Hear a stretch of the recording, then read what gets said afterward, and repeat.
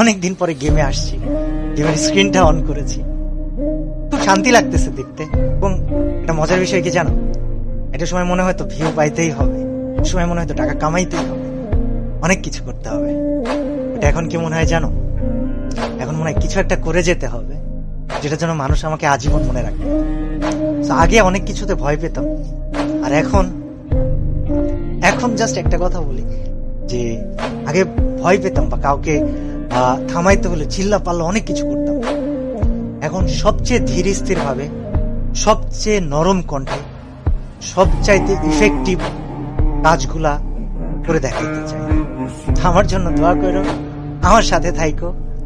R Vishal amount of মানুষ আমাকে প্রশ্ন করতেছে, কল দিতেছে যে ভাই আপনার চ্যানেলের 1800 ভিডিও কোথায় গেল।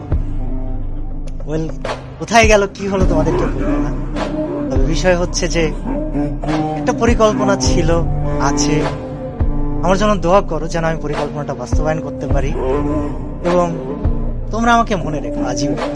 আমি তোমাদেরকে আসলে অনেক ভালোবাসি, কিন্তু তোমাদের থেকে বেশি ভালোবাসি আমি আল্লাহকে। আমার পরিকল্পনাটা অবশ্যই থাকবে, তবে আছি আমি কিছুদিন তোমাদের জন্য সাথে থেকো। আর অফিসিয়ালদেরকে আমি বলবো, আপনারা যদি আমার এই ভিডিওটা দেখে থাকেন, আমাকে খারাপ ভাইবেন।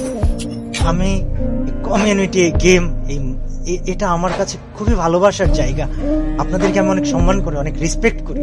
আর আপনাদেরকে না দায়িত্ববান হতে হবে। অর্গানাইজার্স, আপনাদেরকে দায়িত্ববান হতে হবে। স্পোর্টস প্লেয়ার, তোমাদেরকেও দায়িত্ববান হতে হবে। এবং আমি নেতা হতে আসিনি, কিন্তু আমি সবাইকে সাথে নিয়ে কিছু পরিবর্তন করে যাবো ইনশাআল্লাহ।